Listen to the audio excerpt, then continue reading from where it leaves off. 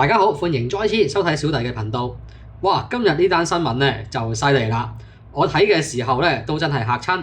個標題係咁講嘅：中國武漢14歲男生因為好奇，將38粒水晶寶寶塞入去尿道嗰度，最後呢啲豬仔咧就吸水膨脹，將弟弟個膀胱咧就塞到滿滿嘅，差啲咧就爆㗎啦！緊急送院啦，就連夜開刀先救翻一命。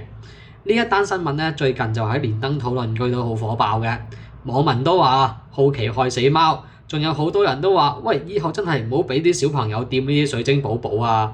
喂，廢話唔多講啦，嗱，我哋一步一步咁樣解釋呢單嘢，等你咧可以睇完呢個視頻咧，就清楚呢單咧咁奇怪嘅新聞到底係乜嘢事啊！嗱，首先同大家講乜嘢係水晶寶寶先啦。嗱，好多80、90後咧細個嘅時候都玩過㗎啦。嗱，呢啲五顏六色嘅豬仔咧，一開始就好細粒嘅，好似粒米咁嘅啫。放入去水嗰度或者掂到水咧，就會瘋狂吸水㗎啦。膨脹咧成晶瑩剔透嘅大水球啊，都好似一個水晶咁樣嘅，所以就叫水晶寶寶啦。嗱，睇落去幾得意，好似咧啲啫喱咁樣彈下彈下嘅。小朋友咧就好中意咧擺喺個樽嗰度，嗱，話睇住佢長大同埋好似生 BB 咁喎，嗱，就好治癒嘅。嗱，你知唔知啊？呢啲咧其實係一啲高分子嘅聚合物啊，吸咗水之後咧，其實係可以膨脹幾十倍，甚至係過百倍㗎。醫生就話啦，呢啲嘢咧小朋友玩咧其實係好危險㗎，尤其係小朋友，好多人咧誤服咗就會咧卡住喺個腸嗰度要開刀嘅。塞住喺個耳仔度咧，就會咧損害聽力啦；塞喺個鼻度仲大鑊，吸唔到氣。嗱，到而家更誇張啊，塞咗喺個尿道嗰度。嗱，詳細點樣塞咧就唔多講啊，真係驚黃標啊！咁大家都知人有幾個窿㗎啦，咁唔係耳唔係口咁就係嗰啲㗎啦，係啦。咁大家估下啦。事件嘅主角啦係一個14歲嘅武漢青年啊，嗱，叫小明啦，費事開佢全名啦。嗱，就係咧青春期啊嗰啲好奇心爆棚嘅年紀。據報道咧，事發就發生喺10月18日嘅晚上。阿小明啊就唔知抽喺邊條筋，一時好奇啊就將啲水晶寶寶啊仲未膨脹嗰陣時候啊，就塞咗喺自己一個咕咕嘅窿窿嗰度。嗱，當晚就冇事嘅，仲瞓得好好地嘅。但係第二日咧起身就大鑊啦，上豬豬嗰陣時候咧就大鑊啦。喂，點解出唔到嚟嘅？仲好似個膀胱越嚟越脹喎，有啲痛添喎。咁個尿頻感啊好強啊，但係又乜都出唔到嚟。咁佢又撐咗一晚啦，終於頂唔順，同阿媽講。阿媽一聽就嚇親啦。嗱，趕緊咧就即刻咧去武漢兒童醫院嗰個就診啦。嗱，個醫生一睇到啦，咁我用超聲波啦，一睇到就嚇親啦。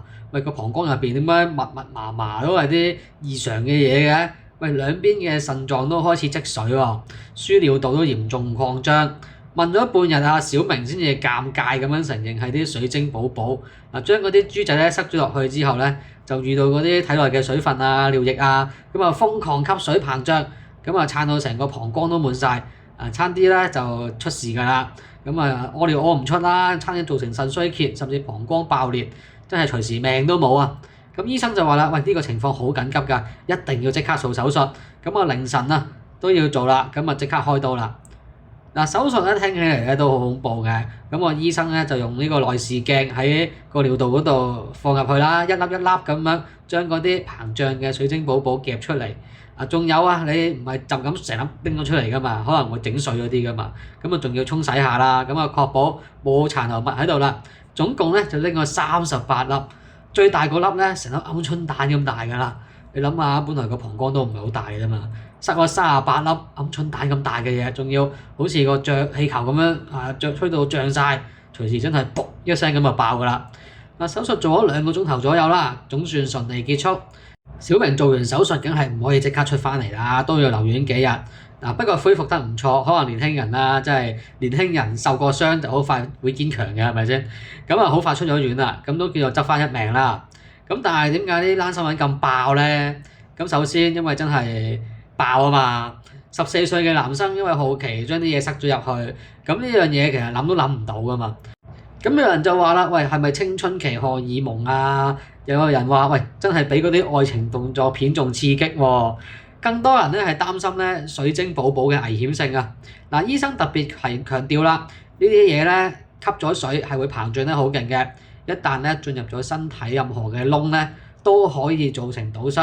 嗱，吞咗落去咧會卡腸啦，擺喺個耳嗰度都會咧塞壞你個器官，而家擺喺個尿度咧更加嚴重啊！如果吸喺個鼻度，隨時會窒息啦，仲會塞個腸啊、腎積水啊，最緊要係攞命啊嘛！嗱，以前咧就有個小朋友咧就誤吞咗，需要咧做開腸手術啊。仲有咧啲狗狗都食咗一大袋，個肚咧都脹晒，要做手術。嗱，所以咧家長們咧睇到呢啲新聞咧，都一定咧要留意翻咧嗰啲水晶寶寶嘅危險性啦，啊，甚至會唔會考慮抌晒佢咧？再諗深一層咯喎，其實呢啲都反映咗青少年嘅好奇心問題啊。14歲正值叛逆期同埋青春期啦，對自己身體好奇咧都好正常嘅。但係記住，千祈唔好亂咁嚟啊！學校同埋家長都要咧多進行一啲教育性知識同埋安全常識啊。仲有咧水晶寶寶呢啲所謂玩具咧，本來爭議性就好大㗎啦。有啲國家咧已經禁售俾小朋友，因為咧化學成分咧可能有毒啦，長期接觸仲有機會致癌嘅風險。台灣咧同香港以前都好流行嘅，但係而家咧大家都玩手機啦，就好少有呢啲嘢玩㗎啦。不過都仲有得買嘅。總之咧呢單新聞就話俾我哋聽，好奇心咧係好嘅，但係咧要用喺啱嘅地方，千祈唔好攞自己嘅身體嚟開玩笑啊！尤其係呢種咧會膨脹嘅危險玩具。阿小明大個咧就生性受過傷先知道要堅強啊，有個教訓變成咧更聰明嘅小朋友啊！如果你屋企有小朋友嘅話，記得睇清楚個玩具箱，有水晶寶寶嘅話，盡快處理咗佢啦。你哋聽完之後有咩感覺咧？有冇細個玩過呢個水晶寶寶咧？或者聽過類似呢啲奇聞咧？都好歡迎大家喺下邊留言同埋分享。如果你覺得呢條頻道同埋呢個視頻係 OK 嘅話，有教育意義嘅話，請讚好、訂閱同埋咧留言啊！留言好重要。如果唔中意打字，send 個 emoji 嚟都 OK 嘅。另外記得訂閱我哋個頻道啦，訂閱完之後記得撳埋隔離個啷啷。咁如果咧下次咧有新片咧就會通知你㗎啦。咁我哋下次再見啦喎，拜拜。